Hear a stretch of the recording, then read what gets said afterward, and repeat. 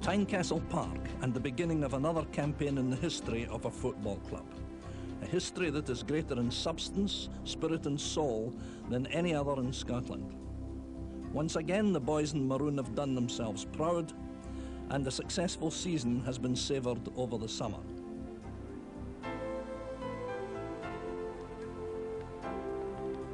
But in soccer, the summer break is only a short one, and soon enough the empty terraces of Tynecastle will echo to the roar of the fans and come alive again, roused in a flood of emotion as a new season gets underway.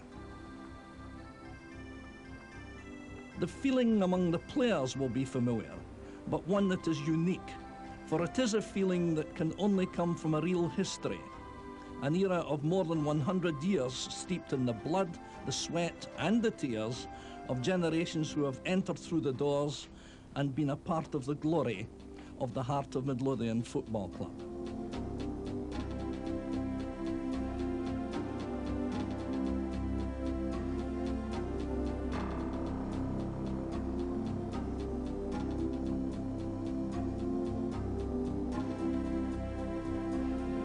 Edinburgh today is one of the finest and most famous of capital cities.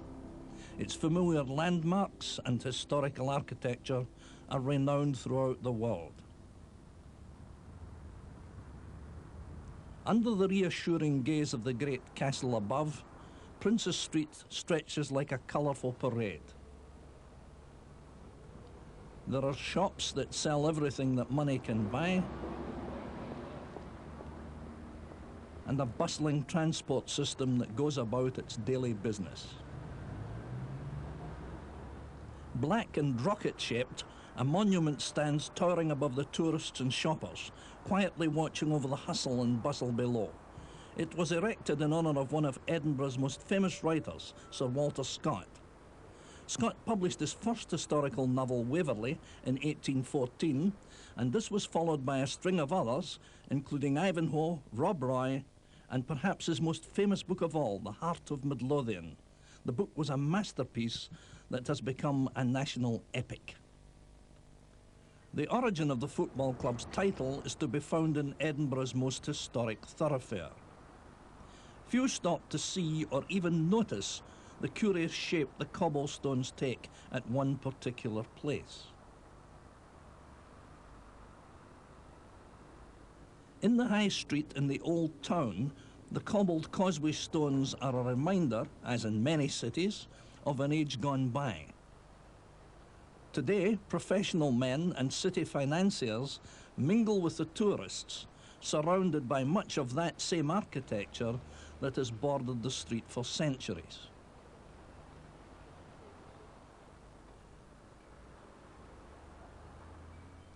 In the days of Sir Walter Scott, the High Street was dominated by the Tower of St Giles Cathedral. It was under its shadow that there stood the Tolbooth of Edinburgh, a jail which was known locally as the Heart of Midlothian. The cobblestones we spoke of are in the shape of a heart, and a reminder of those who, in the words of Scott, honoured with their residence that most venerable edifice. Nearly 60 years later, at a meeting place known as the Kirk, a group of lads who frequented a dance club that had been named after the Tolbooth made the historic decision to form a football team. It all started back in the 1870s when football was becoming increasingly popular in this side of Scotland. Teams were springing up everywhere, and Hearts developed out of a group of friends who were kicking a ball around on the East Meadows. Once they decided to start a team, they had to find a name for it, and the name Heart of Midlothian was eventually chosen, and a right good choice it was. Once they had got a name, they had to find a captain, and a fairly novel way of deciding the captaincy was chosen. They had a one-to-one football competition, and the finalists ended up being Jake Reid, the goalkeeper, and Tom Purdy. Tom Purdy won the competition, and his name is associated as being the founder of Hearts. While Tynecastle today stands as a proud home to a century of achievement for Hearts in Scottish football, the team's original ground was a much more humble affair altogether. Football began for Hearts at the East Meadows, a public park which they shared with other clubs, including their great rivals, Hibernian. But even today, the Meadows are as popular a playing surface as they were all those years ago, and of course a sure breeding ground for the stars of the future. By 1875, Hearts were well established, and to commemorate their joining the Scottish Football Association and playing in the Scottish Cup for the first time, the players lined up for the first ever team photograph. Although looking at the all-white strip and long trousers, one could be forgiven for mistaking them for a cricket team. After disbanding briefly in 1876, Hearts re-emerged in 1877, sporting a strip changed to red, white and blue hoops. And in April the following year, with jerseys that had been dyed to the familiar maroon of today, Tom Purdy proudly led his men to win the club's first trophy, the Edinburgh Cup, when they defeated Hibernian 3-2 in the fourth replay of the final.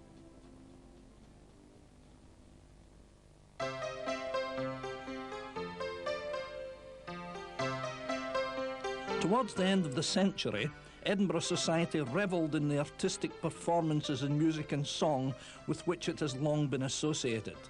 Exhibitions, festivals and concerts were a regular occurrence.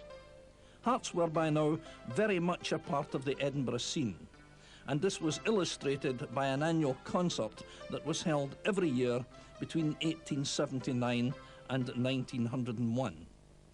These were popular occasions and well supported by all connected with the club.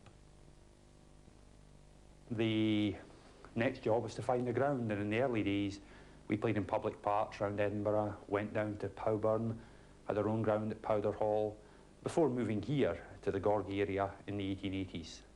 Because of the extension of the Edinburgh tram services around this time, the club were able to make this move out of town.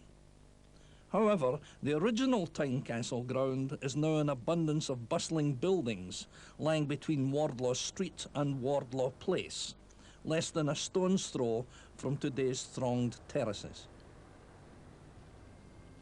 Even as long ago as 1882, football teams had their stars and the game of soccer had its superstars. Hearts' captain in that year was Nick Ross, a strong attacking fullback whose tactics were said to have laid the foundations of scientific soccer. He is acknowledged to have been one of the first players to use the pass back to the goalkeeper. Ross was one of several players lost to English clubs. This forced Hearts to make illegal payments to top men, and in October 1884, Hearts became the first club to be suspended, albeit briefly, for professionalism, an illegal act under the Scottish Football Association rules. Having moved to their new ground on the 4th of April 1886, Hearts won their first home game, beating Bolton Wanderers 4-1 with goals by Henderson, McNeil and Tommy Jenkinson, who scored twice. Jenkinson, part of the Hearts team that regained the championship of the East in 1889, was also the club's first international player, representing Scotland in a 4-1 victory over Ireland in February 1887. Hearts were one of the founding members of the Scottish League in 1890, and that season the team captained by Johnny Hill won the coveted Scottish Cup for the first time, beating joint league champions Dumbarton 1-0 in the final. The Cup success was closely followed the next season when Hearts won the Shield and the Charity Cup. The quality of the players was recognised in 1891 when Isaac Begbie, Johnny Hill, John McPherson and Davy Baird were all selected to play for the national team against England at Blackburn. Never since have so many Hearts players represented their country at the same time against the old enemy. With all the success, there was still one trophy that Heart of Midlothian wanted to win more than any other. Finally, in the 1894-95 season, it was this team that won the Scottish League Championship for the first time. They were totally dominant throughout a season in which, at one stage, they won 11 games in a row, which included a 1-0 win at Ibrox and a 2-0 victory at Celtic Park, plus a further thrashing of Celtic when they beat them 4-0 at Tynecastle towards the end of the season. In the last years of the 19th century, we had a fair bit of success, winning both the League and the Scottish Cup on 2 or 3 occasions. For Hearts supporters, the most important one was undoubtedly the 1896 Scottish Cup final, which was in fact the only Scottish Cup final not played in Glasgow. And it was Hearts played Hibs, we won it 3-1, and we've actually got the ball in the trophy cabinet. And here it is, the actual ball used in the match. Very different from the type we use nowadays, but it was put into the Hibs net 3 times on that day, and the Hearts supporters will never forget it. In front of a crowd of 17,000, the match had even greater significance, as Hibs had only just joined Hearts in the First Division that season. The game took place at Logie Green in Edinburgh, and was also noted for being the only time the Scottish Cup final has taken place outside Glasgow. The Hearts scorers on that memorable day were Davy Baird, he's the one on the left, Willie Michael, and the third Hearts goal fell to Alex King. In 1896-97, Hearts won the Scottish League Championship for the 2nd time. Still among the teams showing off the trophies were Davy Baird, Willie Taylor on the left, Jock Fairbairn, and Isaac Begbie, all of whom were veterans who went back to the 1891 Scottish Cup winning team. That particular championship win was made all the sweeter by the fact that Hibs had led the race for most of the season. Celtic, who were also in the running, fell away, and Hearts defeated Hibs at Tynecastle to bring them to within a couple of points of their great rivals. Hibs went down to St Mirren in their last match, and with Hearts taking all the points from their remaining fixtures, the championship went to the Maroons.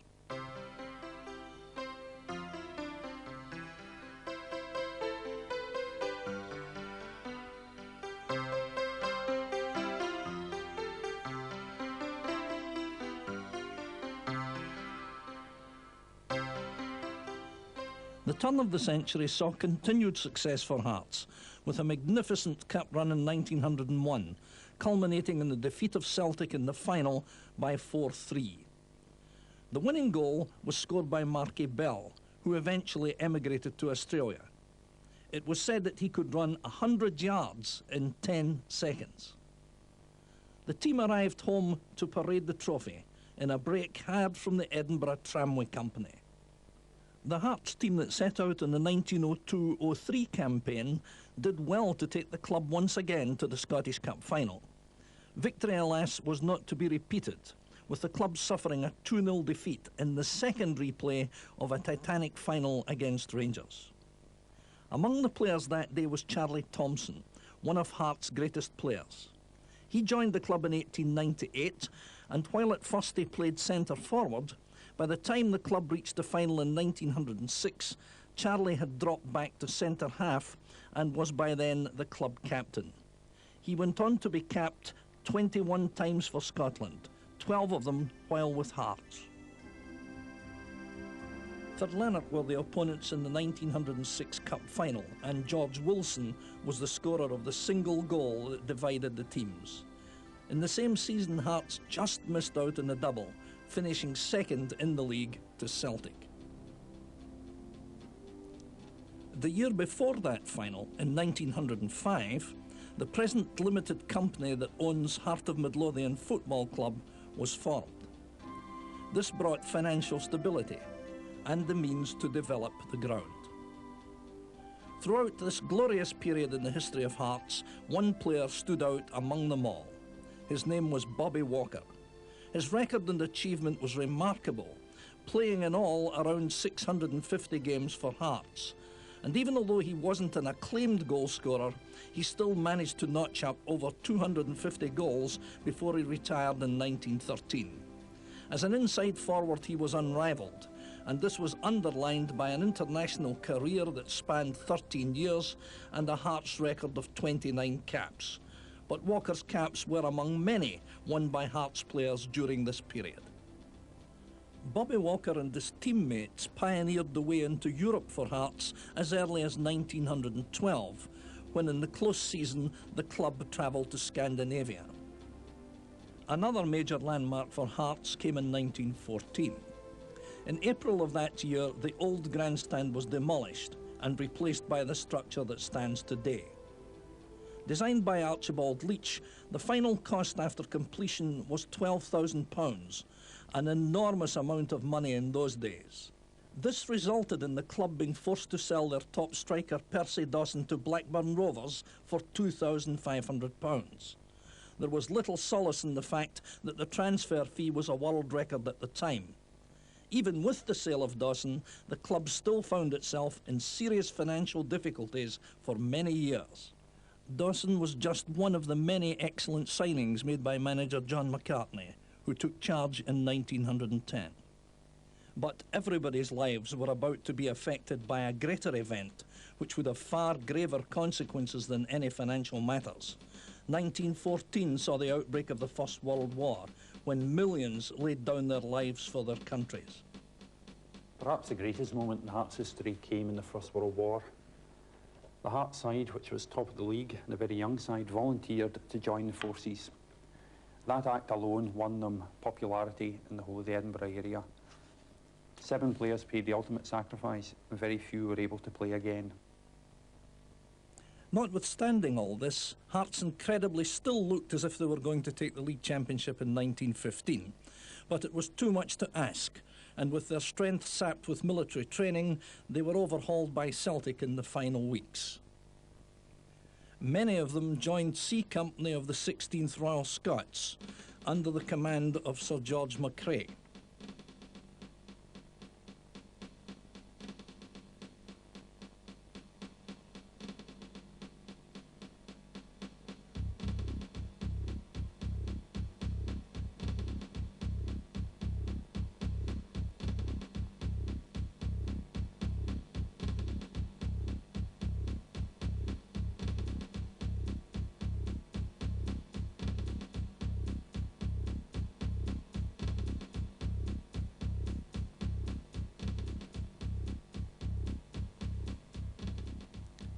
Among those that had joined up was Big Bob Mercer, Hearts' outstanding player of that time and known as the mastermind of modern soccer.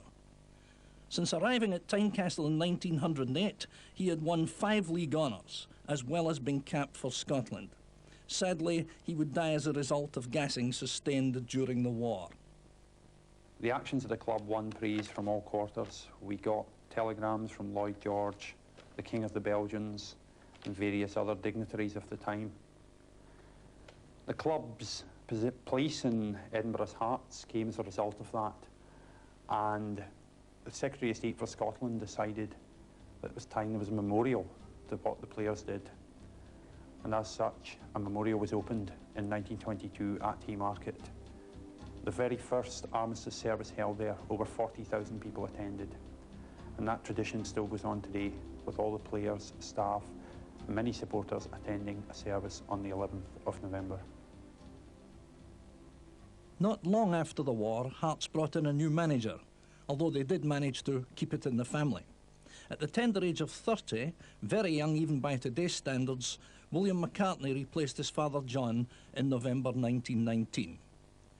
Edinburgh in the 20s held little cheer for Hearts fans. Disappointing results, poor performances, a series of players coming and going were all factors that almost led in 1922 to a drop into the second division.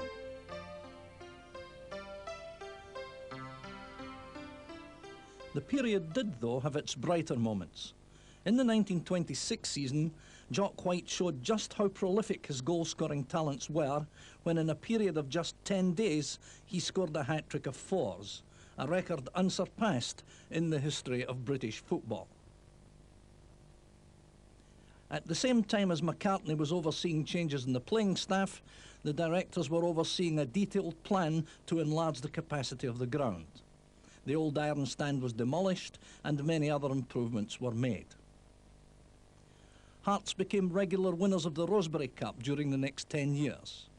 1933 was the jubilee year of the competition, And having been the first winners of the trophy, it was with extra pleasure that Hearts beat Motherwell 3-1 in the final.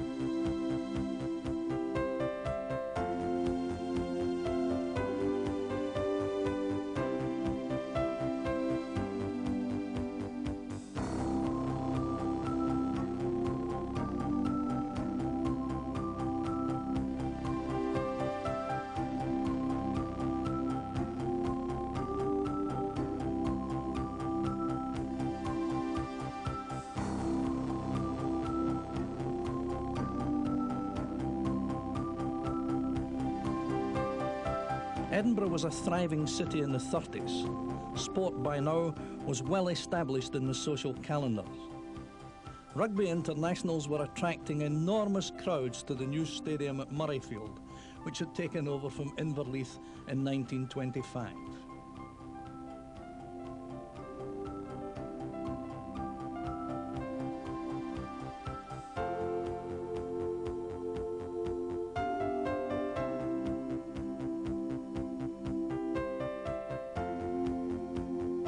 And not far away at Tynecastle, the Hearts were running onto the pitch to play in front of ever-increasing attendances. This very rare footage is believed to be the earliest on record of the boys in maroon.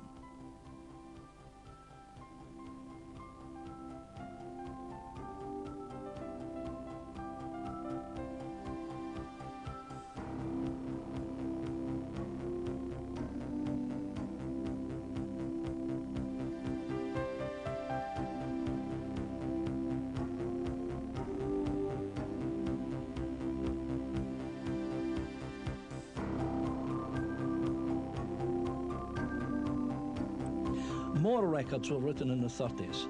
There was the biggest win in senior competition in 1937 when Hearts defeated Kings Park 15-0, and on the 13th of February 1932 a record attendance of 53,396 turned out to watch Hearts in the Cup against Rangers. Hearts' brilliant individuals of the 30s could always pull in the crowds. There was Dave McCulloch, senior with Brentford, who in a brilliant first season in 1934-35 finished top league scorer in Scotland with 38 goals. Alec Massey, one of Hearts' finest wing-halves and latterly with Aston Villa. And Freddie Warren, a left-winger and the only Hearts player to have been capped for Wales. Then there was Barney Battles, who scored an amazing 31 goals in his first season and a record-breaking 44 league goals in 1930-31. He added his name to local folklore with 11 goals against Hibs in just 4 weeks in 1929.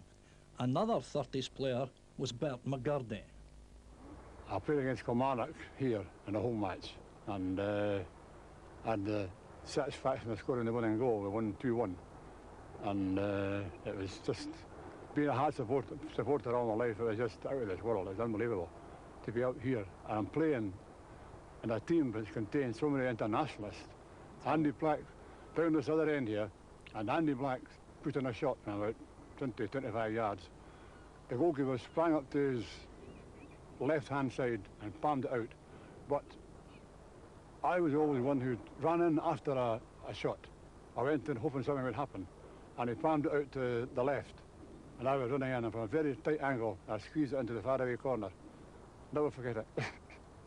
But of all the stars of those years, perhaps the most famous was Tommy Walker. He came to Tynecastle in 1932, beginning an illustrious career as a player and a manager, an association with the club which was to last for over 35 years. Tommy was a great player, great player. And I got the feeling that a lot of people thought that Tommy was maybe a bit on the sort of soft side physically, but Tommy could handle himself when the occasion demanded it. Strong, forceful player, a good strong shot, and 90-minute man. Great player. One of Walker's most memorable goals for Scotland was against England at Wembley in 1936, when he scored a penalty equaliser in a 1-1 draw.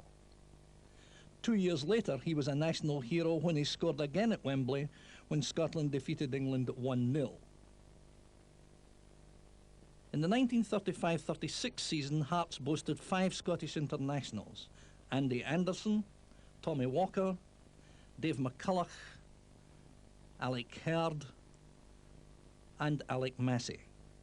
In the Scottish Cup semi-final against Rangers in 1935, in front of a huge crowd of almost 103,000 at Hampden Park, Tommy Walker scored for the Maroons in a 1-1 draw that Hearts, by all accounts, should have won. Sadly, in the replay, Hearts went down to Rangers 2-0. In July of that year, manager Willie McCartney was replaced by David Pratt. Managers, though, were struggling during these times, having to sell players to fund necessary ground development. And in 1937, Frank Moss took over. Well, Frank Moss, nowadays the managers are different. They're coaches as well, and they're telling the players how to play, where to do, where not to go, and all that sort of thing. Whereas in these days, you had a pre-match talk that was really maybe sorting out somebody in the opposition. There was no saying, well, you go here, you go there, and you play this way, and you play that way. You were left to play off the top of your head. And that's how football shouldn't be played. It should be played by people who, you know, they know what they're doing, and you haven't got to be told what to do. And that's the whole difference. In those days, when you're talking about players of the calibre of Walker, Andy Black, Andy Anderson, Jimmy Dykes, all internationalists, and I think here it was probably about £8 a week, and the bonus would be £2 a win and £1 for the draw. And in reserve you're getting maybe £4, something like that, and you had a bonus there as well. Only three teams paid a bonus in those days in the reserve team, and that was Hearts and Johnstone and Celtic. And you were paid the princely sum of 5 shillings for a draw, 25 pence, and 50 pence for a win. So that was the difference in there. What they get paid now, well, I just don't know, but I know it's a lot more than £6 or £8. The onset of the Second World War in 1939 once again saw many of the Hearts players answer the call to duty. The club relied on guest appearances to put teams together. Men like Bobby Baxter, a gritty defender who often pulled on a maroon shirt within an hour of finishing his shift at Gilmerton Pit. Among other famous guests during the war period was Frank O'Donnell of Aston Villa. The club achieved some very notable results in this period before Tommy Walker went off to war, reaching the Southern League Cup final in 1940-41. On May the 11th, 1946, Hearts provisionally signed a young man from the Edinburgh mining village of New Craig Hall. His name was Willie Bald. After a time of experimenting, manager David McLean finally put the names of Conn, Wartaw and Bald into the Hearts lineup for the first time in October 1948. The trio tore a shell-shocked East Fife side apart as Hearts thrashed them 6-1, with Bald scoring a debut hat-trick, a feat he repeated the following week against Queen of the South. It was the beginning of a new era. The curtain had risen for the terrible trio. Bald was a classy centre-forward who possessed stunning ability in the air. He and his inside-forward colleagues, Alfie Conn and Jimmy Wartaw, produced firepower that no team could match, scoring 356, 219 and 375 goals respectively. Wartaw scored 206 league goals, a club record. Not a single major trophy had been won since 1906, but as a foretaste of what was to come in the 50s, Hearts were never out of the top 4 in the first 3 seasons of the decade. Here in 1950, Hearts beat Queen of the South in the 3rd round. At Dumfries, aired tosses, Parker of Hearts guesses wrong, and the biggest home crowd Queen of the South have ever seen cheer as Hearts in the dark jerseys kick off. Conditions are ideal for good football. Play develops down Hart's right wing as Bold receives the ball. Binning challenges, but Bold beats him and centres. At last, Hart score. A perfect pass from Conn gives Whittle a shot, and he scored to put Hearts 1 up.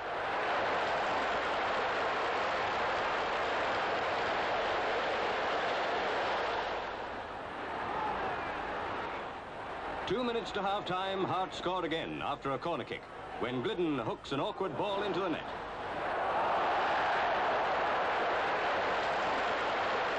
Half-time, Hearts 2, Queen of the South 0. With the defence split, Conn gets an easy chance, and Hearts win the game by 3 goals to 1. Starting in the 50s, or the late 40s, that the Conn Balls and Wardos came along. They were household names then, you know, and they just attracted the crowd to Tynecastle, and it's from then onwards in the 50s and early 60s. I mean, I can mind it playing for the reserves one year, and there was 15,000 at that game. Finally, Hearts brought home a major trophy, beating Motherwell 4-2 in the Scottish League Cup final. And, as if to set the seal, King Willie Bald once again scored a hat-trick. It's difficult to remember my father playing, because I was, what, 6 or 7 years of age when he stopped playing. But it was a happy time. A lot of good memories, met a lot of nice people. There was always a big buzz in the house with a lot of football players and different people and the press and whatever. But at that time, I really didn't see a lot of the football. It was not until later on that we appreciated exactly what had gone in the past. But it was good. By now, Bald had become as famous as Tommy Walker as a player. Sadly, Davy McLean never reaped his reward, as he died in 1951, with Walker taking full charge of the team. A lot of the players at that time, of course, were signed by Dave McLean before Tommy Walker came on the scene. But when his own quiet way, because he was a gentleman anyway, and but the situation was still that all the boys that were there wanted to play for the Hearts, and that was the big thing. That, and he just, as he always used to say, he dotted I's and stroked T's. That was what he just always come out. Then, on the 21st of April 1956, came one of Hearts' greatest moments. In front of 133,000 people, they met Celtic in the Scottish Cup final. The Celtic attacking before the Hearts goalmouth. The defenders get the ball away, but Celtic are soon pressing again. Hearts right half Dave Mackay fails to stop them. So does right back Kirk. But Kirk chases after the ball and manages to deflect it over the line. Now a Hearts attack. Alfie Conn loses it. Jimmy Wartaw gets it away. He's impeded, but Mackay comes to the rescue. Alfie Conn races to beat the Celtic defence. He gets through, passes to Ian Crawford, and Crawford slams it home. Second half, with Hearts battling to increase their 1-0 lead. A quick tussle and Celtic managed to clear for the moment. But centre-forward Willie Ball soon brings it back down the left wing.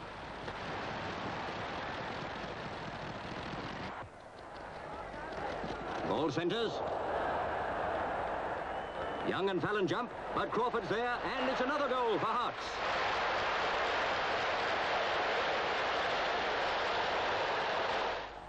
The ball goes loose, and Hearts kick upfield. Willie Ball beats Bobby Evans. Alfie Conn shoots, and Beattie can't save it. Hearts 3, Celtic 1. And that's the final score. It's 49 years since Hearts were in the final. On that occasion, it was Celtic who beat them 3-0. Hearts have had to wait for half a century to get their revenge. Now, at last, it's theirs. And so is that precious cup. Finally, the inevitable happened when in 1957-58, Hearts won the championship for a third time. Here, seen leading the celebrations, is Dave Mackay. His influence motivated a team that was awash with stars. So much of an enthusiast, Dave. He had fantastic ability and a very infectious spirit. You know, if the game wasn't going well, Dave could grab it by the scruff of the neck, you know, and he installed something himself and Bobby Parker that the Hearts didn't have after all the years that we were talking about. Dave was never beat, never beat. And he was always classed as a hard man, but Dave was a very good footballer as well. And I certainly think that in that time, was when the enthusiasm was put in, the bite that Hearts didn't have. They made a fantastic contribution towards that. Now it's Hearts on the attack. Right winger Alex Young beats the backs and shoots. But Stewart saves brilliantly. In scoring 132 league goals, a new record was achieved. Only 29 were conceded, and the result was 62 points, the highest number ever attained by any club in the First Division over a 34-match programme. When all the other cup and friendly games were accounted for in that remarkable season, the final tally was 243 goals. Hearts' normal championship winning side that year consisted of Kirk at full-back with his taller partner Tom Mackenzie, the very dependable Gordon Marshall in goal, a half-back line which was unexcelled in winning and using the ball, comprised of Davy Mackay, Freddie Glidden and John Cumming, and a forward line which was simply the best in the country. The tricky and elusive Johnny Hamilton at outside right, a tremendous inside forward trio of Alfie Conn, King Willie Bald, Jimmy Wartaw and Ian Crawford, and in reserve such fine players as Jimmy Milne, Bobby Parker, George Thompson, Alec Young, Jimmy Murray, Andy Bowman, and of course Bobby Blackwood. Success didn't end with the championship. Later that year, Hearts took the League Cup for a second time, destroying Partick Thistle 5-1, with Willie Bald and Jimmy Murray each scoring twice, and little Johnny Hamilton getting the 5th goal. The first league championship we won, we went to Parkhead against Celtic and Ibrox against Rangers, beat both of them and got £2 each for each match as a bonus. And we were getting about, what, 20 quid in or something, about there, you know. £3 for a win and £2 for a draw, Yeah. when I can remember. I mean, But I think that at that time, a lot of boys that played for Hearts did in fact want to play for Hearts. I mean, that's the, you know, I mean, I was only brought up just about half a mile from here, and Bobby was an Edinburgh boy. There was a lot of Edinburgh people that played for Hearts then. And I think that had a lot to do with it, the fact we didn't worry too much about money. The old cliche of we're playing for the jersey, if you like. I mean, over the years, they were sort of akin to Chelsea, if you like, who never seemed to win anything. But there was always that charisma about them that the Hearts may well do it one day. It may happen one day. And it did happen in the 50s, you know. In 1959-60, Hearts won the league championship for the 4th time. The 50s had been truly remarkable, an unforgettable period, and it was fitting that that season also saw the League Cup retained with a 2-1 victory over Third Lanark, with goals coming from Alec Young and from Johnny Hamilton. The club also enjoyed its first truly competitive European experiences against Standard Liège in 1958, and 2 years later against Benfica. Often those games are commemorated with special gifts, many of which adorn the club's trophy cabinet. But all good things come to an end, and as the light faded out for the decade, so it did for the Maroons too. Injuries took their toll on Bald and Wartaw. The trio disbanded, and the greatest side in the history of Heart of Midlothian Football Club was breaking up. Willie Bald was not forgotten. These touching words are on a bench in Gorgie Road. The thought that from this life he's free leaves the heart so cold, so chilly. But to older fans he'll always be Tynecastle's own King Willie. Over to Wallace. That's top scorer this season with 7 goals. Dangerous one. Quite penalised there for using his elbows to get up to that one. In 1964-65, Hearts had a magnificent season, losing the championship by an incredible .04 of a goal to Kilmarnock. One of the highlights was a fine win over rivals Hibs. Nice one out to Traynor. Found the chink in the Hibs defence and a good one in. And a beautiful header there by Alan Gordon. A wonderful headed goal after 28 minutes to put Hearts 1 goal up in this derby, perhaps rather against the run of play, but a beautifully taken goal after smart work there by Wallace and Traynor.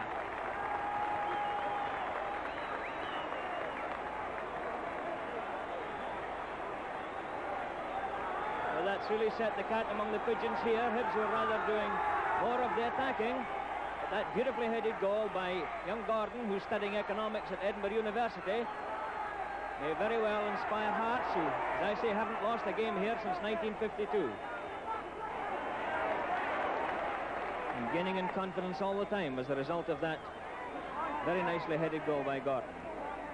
Trainer, right-footed, and Gordon again, completely in the clear, and Marr just too far ahead and cut off there by McNamee. The Trainer's picked it up, moving dangerously on Hibs' goal again.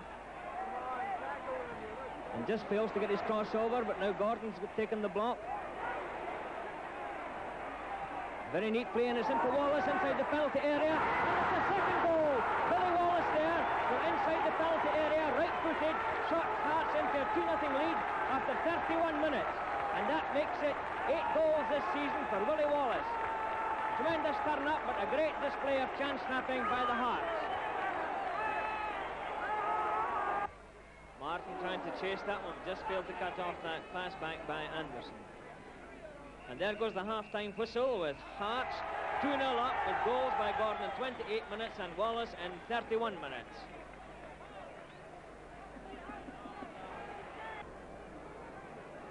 Another left-footed one from Johnny Hamilton, swinging in, pushed out, and goal there, pushed out by Billy Wilson to Alan Gordon, and the young inside left, right-footed, shot the ball cleanly into the net. Not a very good clearance there, I'm afraid, by Billy Wilson, but the chance snapped up very well and very smartly by Alan Gordon after 19 minutes of the second half. Here's Eric Stevenson, headed away by Poland. Forward now to Gordon, out in the right wing, into the penalty area, right-footed across, punched away, there by Wilson, and Tommy White, a cracking shot right-footed, right into the middle of the goal. And now Hearts go 4-2 ahead in this rollicking derby game here in the rain at Easter Road.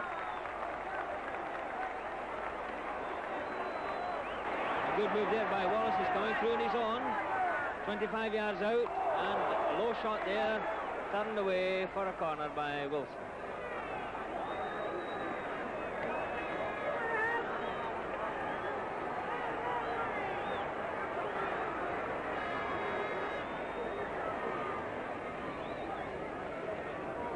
Shevlin, well up again, helping on his attack. A high one, it's a good one. Onto the head there of Tommy Trainer, unmarked at the post, and with only 2 minutes left for play, Tommy Trainer has scored the 5th goal for Hearts, and it's now Hearts 5, Hibs 2. Hearts have really made the most today of every chance that has come their way, and given Hibs an object lesson in the very vital art of goal scoring. In 1966-67, manager Tommy Walker finally parted company with the club, and Willie Wallace was transferred to Celtic. The unsettlement did little to help a challenge for trophies, and it wasn't until 1968, under new manager John Harvey, that the fans were given hope with a Scottish Cup run that was full of drama. Donald Ford scored the only goal in the dying seconds of an exciting quarter-final replay against Rangers, but the final brought disappointment with a 3-1 defeat by Dunfermline Athletic. Hearts, who had more of the ball in this first half, set up a reply raid and began to look as though they really meant business. The ball came into the centre, but was quickly sent back to the wing. Ford returned it to the middle, and Dunfermline were under heavy pressure. After the loss of the second goal, Hearts replaced Jensen with Moller. Moller hit the ball, which deflected off Lund into his own net. At last, Hearts had scored.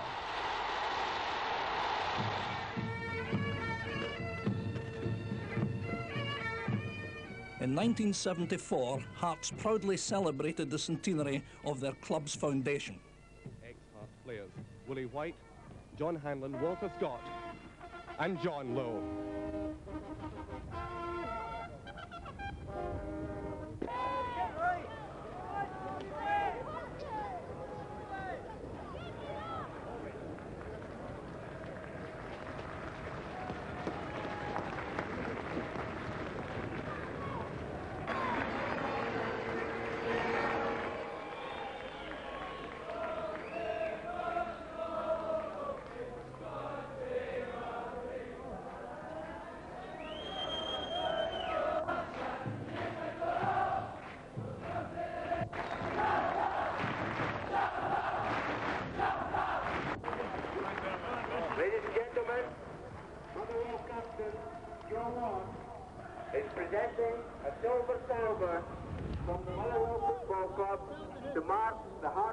machinery.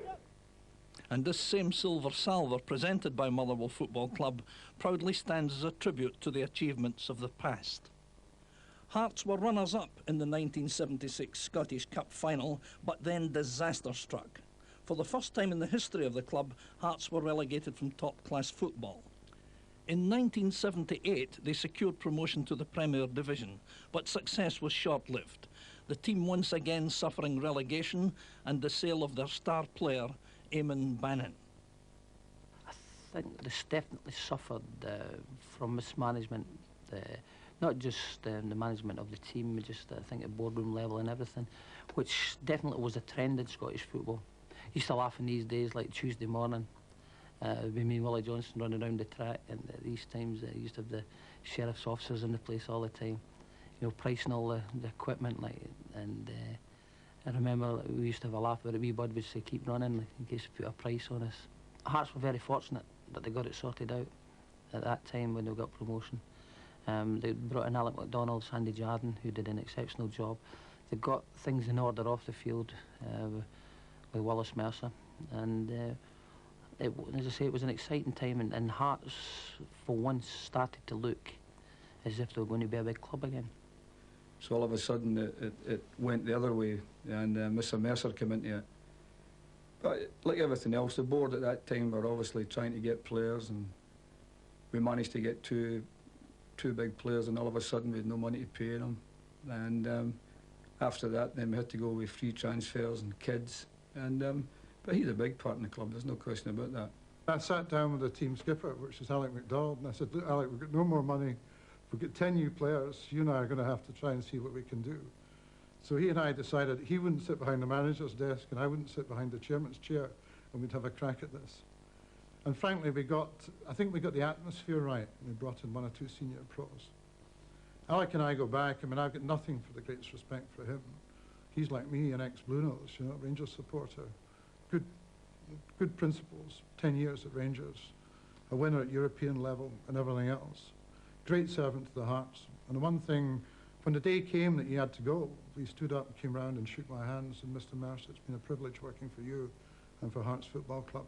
A man of dignity. Dignity and pride are characteristics of everyone involved with Hearts. 35 years ago, as a young assistant, Willie Montgomery looked on with tremendous pride at construction work in the new stand. Today, as head groundsman, he recalls the pitch conditions at Tynecastle when he first arrived. Very heavy conditions on the field. Had been raining very heavily for about a month, I think, by the look of it, and it looked like a cabbage patch. However, eventually it dried up and we got it sorted out. But there didn't seem to be as much grass on it then, somewhere or other, as there is now. And maybe we've had better machinery on it or something like that, you know. A club can no longer survive on gate receipts alone. The sale of programmes, scarves and strips help to bring the money in for equipment and for Willie's new machinery. Football clubs who want to progress have to make the most of their resources. Now, the money that comes through the turnstiles, while still very important, will not finance a successful football club in the modern era. So there has to be more to it than that. So the chairman and the directors have to raise the capital through their commercial acumen that will fund success on the pitch. Now, that isn't easy. To be chairman of Hearts is not a soft option. Your customers expect you, your supporters expect you to compete with the best, but realistically you do it with one hand behind your back all the time financially. So we've got to be that little bit sharper, our PR's got to be that little bit better. And commercially we came up with a lot of bright ideas, which have subsequently been covered by other clubs. And in fact, the commercial side of this business is really very profitable. I think a lot of people would be quite proud of that segment. But frankly, it is secondary to the performance in the field. Because unless you have the product in the field, all the rest is a waste of time. Fancy stands and all the woolly hats in the world won't in any way change the performance in the park. Even if you get the money side right, you're not guaranteed to get the football side right. That's in the nature of the unpredictability of football. But what is absolutely unquestionable is that if you don't get the financial side right, then you will never get the football side right. It's that important, because the monetary aspects are essential to bringing the right type of players to the club, to funding youth policies, to making sure that the club is in a position where it can compete with its rivals. We have our youth policies very simple. We have a scouting system, and really we only have 4 or 5 people at the one time who work on that system.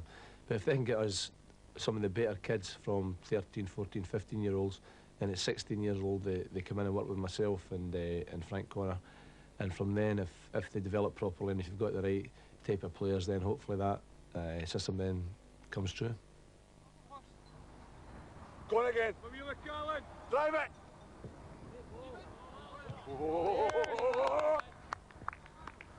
I've got quite a good man management. I can get on with people very well. Most people of the different facets in football, you know, with the top guys, the young boys, the in-between boys, the reserves. And over about 20 years I've been in this side of the game. Probably that's maybe my best asset, is the man management side of it. I know a wee bit about football as well, by the way. We wanted to try and go for a broader market, because in the end, you know, it's like a bank. The first canon of lending is a judgment of the borrower. And Joe obviously thought this was a career move. I said to Joe, I remember taking him back to Heathrow, I said, what's your ultimate ambition again? He said, Wallace, it's to be manager of Manchester United. And I said, well, that's great. Because I said, if you want to do that, the only decision you've got to make on the way back to Bristol, apart from the money, is whether that ambition can be better calculated by coming to Hearts. Heart of Midlothian has had 17 managers since the beginning of the century. The decision to join was not an easy one. Yeah, it was a very difficult decision, because I had started something at Bristol City, and it was a good club, and I had built a team there, and there was a lot of hours went into it. But I had the opportunity to come here, to come to the Hearts, a team that I remember from my youth, who I thought had potential. So after a lot of discussions with my wife and whatnot, I took the decision to come here, and we're doing reasonably well in the league. But we're all striving to get better things, and the supporter, whatever team he supports, he wants to see his team winning and entertaining. All I can say is that's what we're trying to do. We're doing our utmost. There are circumstances that are thrown in front of you, there are injuries, suspensions and whatnot, but all teams face these factors. You're just trying to get a settled team and to get the best out of that team as you possibly can. One of the great stalwarts of the Jam Tarts in the 80s and 90s has been goalkeeper Henry Smith.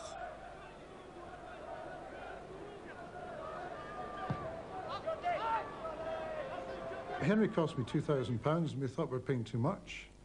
But the reason we picked him is he had big hands. And he was a free from Leeds, and he looked as though he could save the ball at crosses. I mean, that was one of the most subtle investments that we've made over a decade. That's not the only good business planning decision taken in recent years in the Heart of Midlothian commercial offices at Tynecastle Park. We were the first club in Britain to have internal television. First club in Britain to set up our own busing service, putting fans to away games. First club in Britain for European games to organise supporters in groups. The first club in Britain, definitely in Scotland, to have a major junior club. So we've tried to be innovative in terms of the sport and addressing the social issues.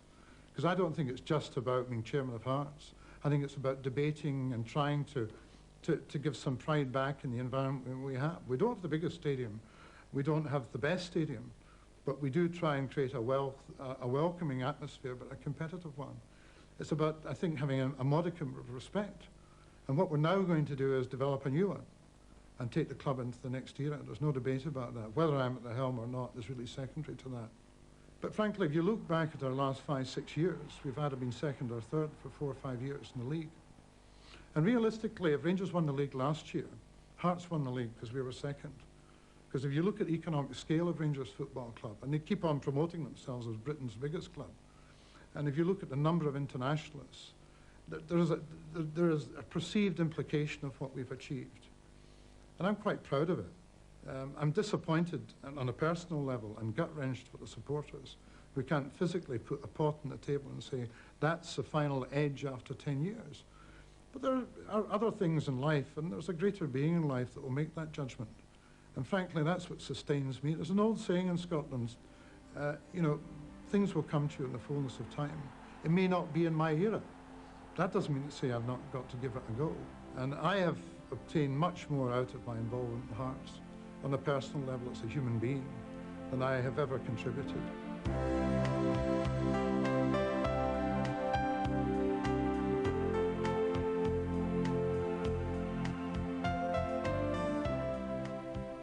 To me, there's only one team in Edinburgh, and that's the Heart of Midlothian. It's my life, they're my life. What I've worked for all the time. They're the best club to play for in Scotland. A good spirit, strong spirit, and belief in the club. That was the biggest single thing for me. It was the real passion for their club. Because I love this club desperately now. It's got me by the throat. It's for a lot of happy times. A lot of heartache, but a lot of happy times. Oh, for me, it's a way of life. Simple as that.